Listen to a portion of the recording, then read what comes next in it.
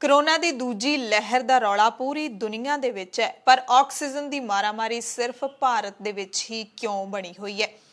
The खालस TV की खालस report दे विच सब दा स्वागत है। मैं हरशरण कौर गल करांगे ऑक्सीजन के मुद्दे ते, क्योंकि पिछले 2 दिनों तो लगातार ऑक्सीजन नूं लैके सूबियां दे विच लड़ाई तक हो रही है। एक दूसरे दे उत्ते तोहमतां लाईयां जा रहीआं ने, पर इस दरम्यान वड्डा सवाल उठदा है कि कानून दे डंडे तो बिना सरकारां क्यों नहीं जागदियां। आखिरकार सरकारां कदों मन्नणगियां कि जिंदगी बचाउण तो वड्डा ना कोई वपार है ते ना ही कोई पुण्य है। सुप्रीम कोर्ट ने देश भर दे विच कोरोना दे मामले वधण ते मरीजां नूं ऑक्सीजन ते दवाइयां दी सप्लाई ना मिलण ते मोदी सरकार तो जवाब तलब कीता है। सुप्रीम कोर्ट ने खुद इस मामले ते सुनवाई कीती है, यानी कि सुप्रीम कोर्ट ने स्यू मोटो नोटिस लिया है। कोई भी सुप्रीम कोर्ट दे विच इस मसले नूं लैके नहीं पहुंचिया सी। सुप्रीम कोर्ट ने खुद ये पहल कीती है। सुप्रीम कोर्ट ने कहा कि देश दे विच नैशनल एमरजेंसी वर्गे हालात बने हुए ने।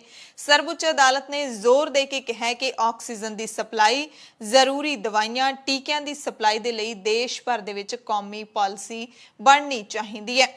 अदालत ने कहा कि कोरोना समस्या कारण 6 हाई कोर्टां दे विच मामले विचार अधीन ने। इस दे नाल आम लोग ने जिहड़े ओह दुचित्ती विच फसे हुए ने कि आखिरकार ये सब चल की रहा है। देश भर दे विच ऑक्सीजन सप्लाई दी मारामारी है जिहड़ी ओह चल रही है, उसका आपू नोटिस लैंदे हुए हुण अदालत कल नूं इस मामले ते सुनवाई करेगी। सुप्रीम कोर्ट ने जिहड़ा कहा है कि दवाइयां दी सप्लाई, टीकियां दी सप्लाई ते ऑक्सीजन दी सप्लाई दे लई कौमी पॉलिसी बननी चाहिदी है। एक आखिरकार अदालत नूं भी हुणी क्यों याद आया। महामारी अज नहीं आई, महामारी पिछले साल तो लगातार आई हुई है। आखिरकार सवाल तां उठे गए कि पिछला साल पूरा लंघ गया, विच कोरोना दी वेव घटी भी सी। आखिरकार सरकारां ने प्रबंध की कीते ने। पिछले साल नालों हुण दे प्रबंध होर भी बदतर लग रहे ने। आखिरकार सरकारां ने सिੱਖਿਆ की है पिछले हालातां तो ते कीता की है। दिल्ली समेत 6 सूबियां दे विच ऑक्सीजन दे लाले पए हुए ने। महाराष्ट्र दे नासिक दे विच ऑक्सीजन टैंकर लीक होने दे कारण एक हस्पताल दे विच 24 लोकां दी मौत हो गई है। दिल्ली ते हरियाणा आपस दे विच लड़ रहे ने। दिल्ली ने हरियाणा ते टैंकर लुट्टण दा इल्जाम लाया ते हरियाणा ने दिल्ली ते ला दिता टैंकर लुट्टण दा इल्जाम। मामले अदालतां तक पहुंचे हुए ने।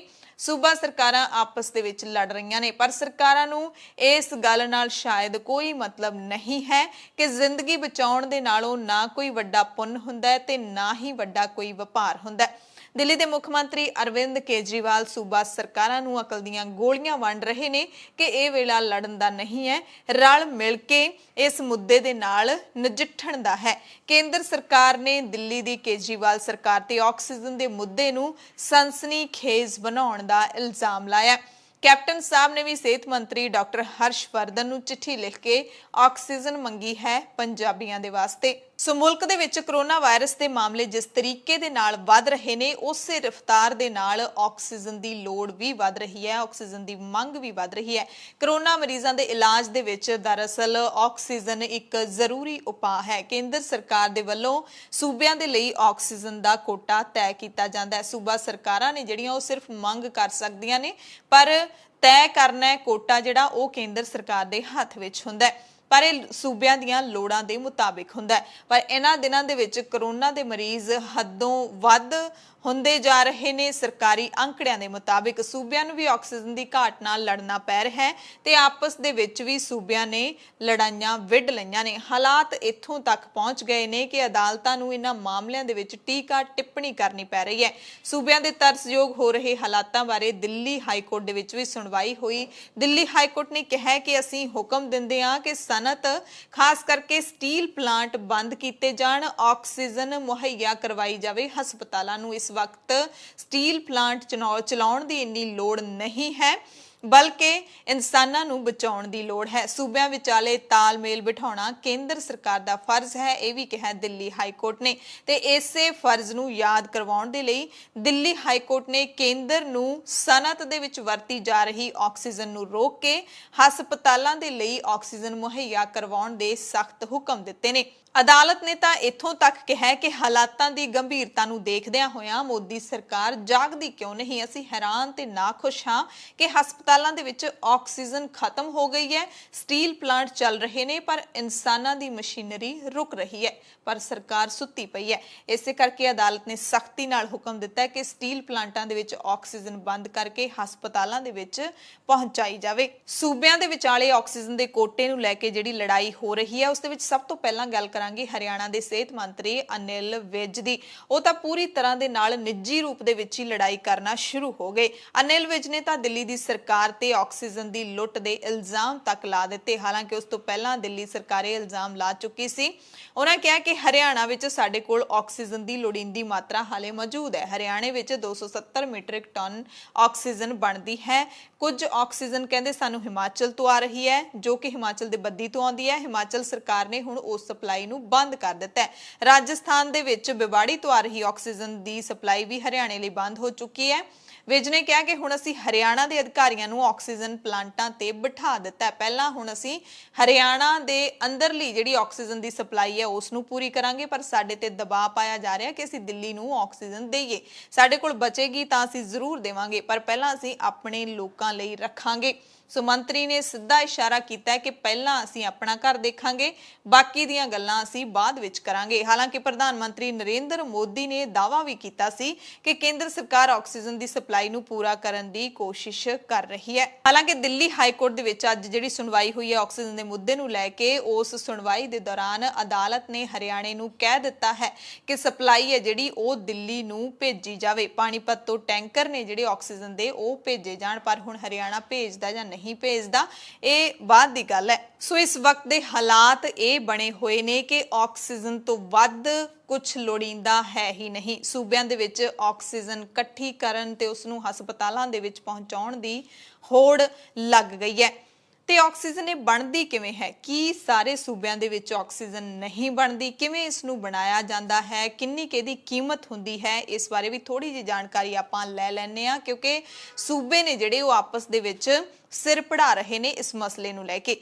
ਮੈਡੀਕਲ ਆਕਸੀਜਨ ਇਸ ਨੂੰ ਕਿਹਾ ਜਾਂਦਾ ਹੈ। ਇਹ ਮੈਡੀਕਲ ਆਕਸੀਜਨ ਗੈਸ ਹੈ ਜਿਹੜੀ ਆਮ ਗੈਸ ਨਾਲੋਂ ਵੱਖਰੀ ਹੁੰਦੀ ਹੈ। ਮਾਹਿਰਾਂ ਦੇ ਮੁਤਾਬਿਕ ਹਵਾ ਦੇ ਵਿੱਚ ਮੌਜੂਦ ਆਕਸੀਜਨ ਨੂੰ ਫਿਲਟਰ ਦੀ ਇੱਕ ਪ੍ਰਕਿਰਿਆ ਰਾਹੀਂ ਮੈਡੀਕਲ ਆਕਸੀਜਨ ਦੇ ਲਈ ਤਿਆਰ ਕੀਤਾ ਜਾਂਦਾ ਹੈ। ਇਸ ਪ੍ਰਕਿਰਿਆ ਨੂੰ ਕ੍ਰਾਇਓਜੈਨਿਕ ਡਿਸਟਿਲੇਸ਼ਨ ਪ੍ਰੋਸੈਸ ਕਿਹਾ ਜਾਂਦਾ ਹੈ। ਇਸ ਤੋਂ ਬਾਅਦ ਕਈ ਪੜਾਵਾਂ ਦੇ ਵਿੱਚੋਂ ਲੰਘ ਕੇ ਹਵਾ ਨੂੰ ਕੰਪਰੈਸ਼ਨ ਦੇ ਰਾਹੀਂ ਮੋਲੀਕਿਊਲਰ ਡਾਈਆਕਸਾਈਡ ਦੇ ਨਾਲ ਟ੍ਰੀਟ ਕੀਤਾ ਜਾਂਦਾ ਹੈ। ਇਸ ਦੇ ਨਾਲ ਹਵਾ ਦੇ ਵਿੱਚ ਮੌਜੂਦ ਪਾਣੀ ਦੇ ਕਣ, ਕਾਰਬਨ ਐਡਜ਼ਰਬਰ ਤੇ ਹਾਈਡਰੋਕਾਰਬਨ ਨੂੰ ਵੱਖ ਕੀਤਾ ਜਾਂਦਾ ਹੈ। ਇਸ ਤੋਂ ਬਾਅਦ ਕੰਪਰੈਸਡ ਹਵਾ ਡਿਸਟਿਲੇਸ਼ਨ ਕਾਲਮ ਦੇ ਵਿੱਚ ਆਉਂਦੀ ਹੈ। ਫਿਰ ਇਸ ਨੂੰ plate fin heat exchanger and expansion turbine ਨਾਂ ਦੀ ਪ੍ਰਕਿਰਿਆ ਦੇ ਨਾਲ ਠੰਡਾ ਕੀਤਾ ਜਾਂਦਾ ਹੈ। ਇਸ ਤੋਂ ਬਾਅਦ 185 ਡਿਗਰੀ ਸੈਂਟੀਗ੍ਰੇਡ ਤੇ ਇਸ ਨੂੰ ਗਰਮ ਕਰਕੇ ਡਿਸਟਿਲਡ ਕੀਤਾ ਜਾਂਦਾ ਹੈ। ਤੇ ਇਹ ਇੱਕ ਅਜਿਹੀ ਪ੍ਰਕਿਰਿਆ ਹੈ ਕਿ ਪਹਿਲਾਂ ਪਾਣੀ ਉਬਾਲਿਆ ਜਾਂਦਾ ਹੈ, ਫਿਰ ਉਸ ਦੀ ਭਾਫ਼ ਨੂੰ ਕੰਡੈਂਸ ਕਰਕੇ ਇਕੱਠਾ ਕਰ ਲਿਆ ਜਾਂਦਾ ਹੈ। ਇਸ ਤੋਂ ਬਾਅਦ ਵੀ ਕਈ ਸਾਰੇ ਪੜਾਵਾਂ ਦੇ ਵਿੱਚੋਂ ਲੰਘਾਇਆ ਜਾਂਦਾ ਹੈ ਤੇ ਇਹਨਾਂ ਪੜਾਵਾਂ ਦੇ ਵਿੱਚੋਂ ਲੰਘਦੇ ਹੋਏ ਇਹਦੇ ਵਿੱਚੋਂ ਖਤਰਨਾਕ ਨਾਈਟ੍ਰੋਜਨ, ਆਕਸੀਜਨ ਤੇ ਆਰਗਨ ਗੈਸਾਂ ਖਤਮ ਹੋ ਜਾਂਦੀਆਂ ਨੇ ਜਿਹੜੀਆਂ ਖਤਰਨਾਕ ਹੁੰਦੀਆਂ ਨੇ। ਫਿਰ ਉਸ ਤੋਂ ਬਾਅਦ ਤਰਲ ਤੇ ਗੈਸ ਆਕਸੀਜਨ ਨਿਕਲ ਆਉਂਦੀ ਹੈ। ਇਸ ਨੂੰ ਸਿਲੰਡਰ ਦੇ ਵਿੱਚ ਭਰ ਕੇ ਮਾਰਕੀਟ ਦੇ ਵਿੱਚ ਵੇਚਣ ਲਈ ਉਤਾਰਿਆ ਜਾਂਦਾ ਹੈ। ਤੇ ਇਹ ਵੀ ਤੁਹਾਨੂੰ ਦੱਸ ਦਈਏ ਕਿ ਪਲਾਂਟਾਂ ਦੇ ਵਿੱਚ ਜਿੱਥੇ ਆਕਸੀਜਨ ਬਣਦੀ ਹੈ ਉਸ ਤੋਂ ਬਾਅਦ ਇਸ ਨੂੰ ਜਦੋਂ ਸਪਲਾਈ ਕੀਤਾ ਜਾਂਦਾ ਹੈ ਹਸਪਤਾਲਾਂ ਦੇ ਵਿੱਚ ਜਿਹੜੀਆਂ ਥਾਵਾਂ ਤੇ ਆਕਸੀਜਨ ਨੂੰ ਸਟੋਰ ਕੀਤਾ ਜਾਂਦਾ ਹੈ ਉੱਥੇ ਬਹੁਤ ਹੀ ਖਾਸ ਪ੍ਰਬੰਧ ਨੇ ਜਿਹੜੇ ਉਹ ਕਰਨੇ ਪੈਂਦੇ ਨੇ, ਕਿਉਂਕਿ ਇਹ ਬਹੁਤ ਜ਼ਿਆਦਾ ਠੰਡੀ ਹੁੰਦੀ ਹੈ ਤੇ ਇਹਦੇ ਲਈ ਉਹੋ ਜਿਹੇ ਮਾਹੌਲ ਦੀ ਹੀ ਲੋੜ ਹੁੰਦੀ ਹੈ। ਤੇ ਜੇ ਆਕਸੀਜਨ ਦੇ ਭਾਅ ਦੀ ਗੱਲ ਕਰ ਲਈਏ ਤਾਂ ਇੱਕ ਸਿਲੰਡਰ ਦੀ ਗੱਲ ਆਪਾਂ ਕਰਾਂਗੇ ਕਿ 150 ਲੀਟਰ ਆਕਸੀਜਨ ਦਾ ਸਿਲੰਡਰ ਲਗਭਗ 8 ਤੋਂ 10,000 ਰੁਪਏ ਦਾ ਮਿਲਦਾ ਹੈ। ਆਕਸੀਜਨ ਚੈੱਕ ਕਰਨ ਵਾਲੇ ਯੰਤਰ ਨੂੰ ਆਕਸੀਮੀਟਰ ਕਿਹਾ ਜਾਂਦਾ ਹੈ ਤੇ ਆਕਸੀਮੀਟਰ ਵੀ 100 ਰੁਪਏ ਦੀ ਕੀਮਤ ਅਦਾ ਕਰਕੇ ਹੀ ਮਿਲਦਾ ਹੈ। ਸੋ ਆਕਸੀਜਨ ਹੈ ਜਿਹੜੀ ਉਹ ਇੰਨੀ ਸਸਤੀ ਨਹੀਂ ਹੁੰਦੀ ਹੈ। ਤੇ ਜੇ ਗੱਲ ਕਰ ਲਈਏ ਪਲਾਂਟਾਂ ਦੀ, ਕਿਉਂਕਿ ਸੂਬੇ ਜਿਸ ਤਰੀਕੇ ਦੇ ਨਾਲ ਲੜ ਰਹੇ ਨੇ ਤਾਂ ਇਸ ਤੋਂ ਪਤਾ ਲੱਗਦਾ ਹੈ ਕਿ ਹਰ ਸੂਬੇ ਦੇ ਵਿੱਚ ਆਕਸੀਜਨ ਦੇ ਪਲਾਂਟ ਲੋੜੀਂਦੀ ਮਾਤਰਾ ਦੇ ਵਿੱਚ ਨਹੀਂ ਹੈਗੇ। ਭਾਰਤ ਦੇ ਵਿੱਚ ਸਭ ਤੋਂ ਵੱਧ ਆਕਸੀਜਨ ਦੇ ਪਲਾਂਟ ਮਹਾਰਾਸ਼ਟਰ ਦੇ ਵਿੱਚ ਨੇ, ਦੂਸਰੇ ਨੰਬਰ ਤੇ ਗੁਜਰਾਤ ਹੈ। ਮੱਧ ਪ੍ਰਦੇਸ਼ ਵਿੱਚ ਆਕਸੀਜਨ ਬਣਾਉਣ ਦਾ ਇੱਕ ਵੀ ਪਲਾਂਟ ਨਹੀਂ ਹੈ। ਤੇ ਪੰਜਾਬ ਦੀ ਜੇ ਗੱਲ ਕਰ ਲਈਏ ਤਾਂ ਕਰੋਨਾ ਦੀ ਪਿਛਲੀ ਲਹਿਰ ਜਦੋਂ ਆਈ ਸੀ ਤਾਂ ਪੰਜਾਬ ਦੇ ਵਿੱਚ 3 ਪਲਾਂਟ ਨੇ ਜਿਹੜੇ ਉਦੋਂ ਲਾਏ ਗਏ ਨੇ, ਕਾਰਜਸ਼ੀਲ ਨੇ, ਉਹਨਾਂ ਦੇ ਵਿੱਚ ਆਕਸੀਜਨ ਬਣ ਰਹੀ ਹੈ। ਪਰ ਹੁਣ ਅੰਮ੍ਰਿਤਸਰ ਅਤੇ ਪਟਿਆਲਾ ਦੇ ਮੈਡੀਕਲ ਕਾਲਜਾਂ ਦੇ ਵਿੱਚ 2 ਆਕਸੀਜਨ ਦੇ ਪਲਾਂਟਾਂ ਦੇ ਲਈ ਕੇਂਦਰ ਦੀ ਪ੍ਰਵਾਨਗੀ ਦੀ ਉਡੀਕ ਕੀਤੀ ਜਾ ਰਹੀ ਹੈ ਤੇ ਕੱਲ ਮੁੱਖ ਮੰਤਰੀ ਕੈਪਟਨ ਅਮਰਿੰਦਰ ਸਿੰਘ ਨੇ 2 ਪਲਾਂਟਾਂ ਦੀ ਪ੍ਰਵਾਨਗੀ ਦੀ ਮੰਗ ਵੀ ਕੀਤੀ ਹੈ। ਜਾਣਕਾਰੀ ਮੁਤਾਬਿਕ ਭਾਰਤ ਦੇ ਵਿੱਚ ਹਰ ਦਿਨ 7000 ਟਨ ਲਿਕੁਇਡ ਆਕਸੀਜਨ ਹੈ ਜਿਹੜੀ ਉਹ ਪੈਦਾ ਹੁੰਦੀ ਹੈ। ਹੁਣ ਜੇ ਇਸ ਮਸਲੇ ਤੇ ਗੌਰ ਕਰ ਲਈਏ ਕਿ ਆਖਿਰਕਾਰ ਆਕਸੀਜਨ ਇਨਸਾਨ ਦੇ ਸਰੀਰ 'ਚੋਂ ਇੰਨੀ ਕਿਉਂ ਘਟ ਰਹੀ ਹੈ। ਅਸੀਂ 1-2 ਵੱਡੇ ਹਸਪਤਾਲਾਂ ਦੇ ਡਾਕਟਰਾਂ ਦੇ ਨਾਲ ਵੀ ਗੱਲਬਾਤ ਕੀਤੀ ਕਿ ਆਖਿਰਕਾਰ ਆਕਸੀਜਨ ਦਾ ਰੌਲਾ ਹੁਣੇ ਕਿਉਂ ਪਿਆ ਹੋਇਆ।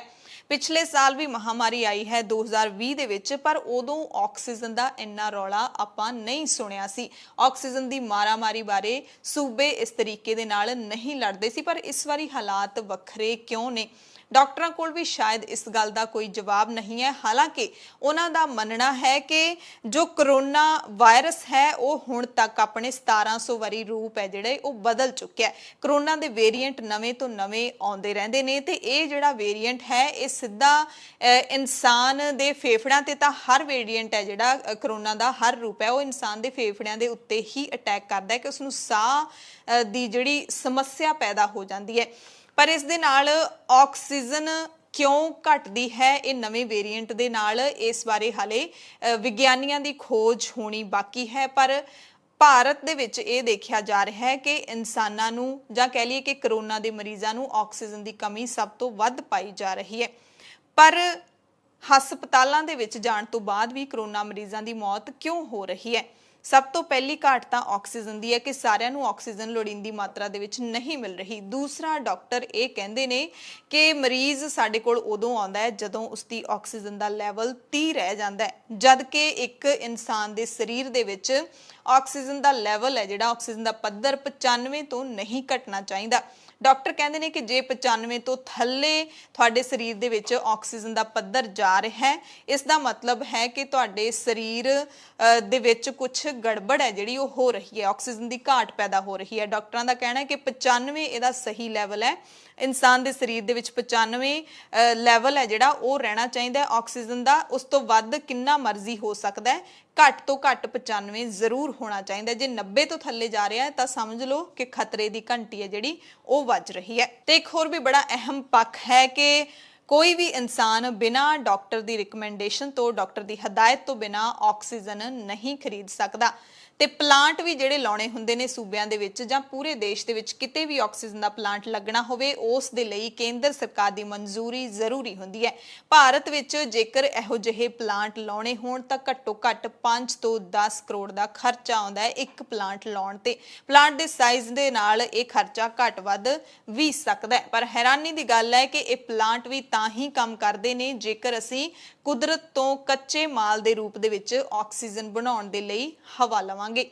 ਪਰ ਇਹ ਵੀ ਬਹੁਤ ਹੀ ਦੁਖਦਾਈ ਹੈ ਕਿ ਇਨਸਾਨਾਂ ਦੇ ਲਈ ਆਕਸੀਜਨ ਬਣਾਈ ਜਾਂਦੀ ਹੈ, ਕੁਦਰਤ ਦੀ ਮਦਦ ਦੇ ਨਾਲ ਬਣਾਈ ਜਾਂਦੀ ਹੈ, ਪਰ ਇਨਸਾਨ ਹੀ ਕੁਦਰਤ ਦੇ ਨਾਲ ਖਿਲਵਾੜ ਕਰ ਰਿਹਾ ਹੈ। ਇਸ ਧਰਤੀ ਦੇ ਨਾਲ, ਪੌਣ ਪਾਣੀ ਦੇ ਨਾਲ, ਜਲਵਾਯੂ ਦੇ ਨਾਲ ਖਿਲਵਾੜ ਕਰ ਰਿਹਾ ਹੈ। ਤੇ ਇਨਸਾਨ ਦੀ ਮੂਰਖਤਾ ਵੀ ਇਸ ਕਦਰ ਵਧੀ ਹੋਈ ਹੈ ਕਿ ਜਦੋਂ ਸਾਡੇ ਕੋਲ ਕੁਦਰਤੀ ਆਕਸੀਜਨ ਲੈਣ ਦਾ ਸਹੀ ਸਮਾਂ ਹੁੰਦਾ ਹੈ, ਉਦੋਂ ਅਸੀਂ ਸਾਰੇ ਆਪੋ ਆਪਣੇ ਕੰਨ ਲਪੇਟ ਕੇ ਸੁੱਤੇ ਹੁੰਨੇ ਆ।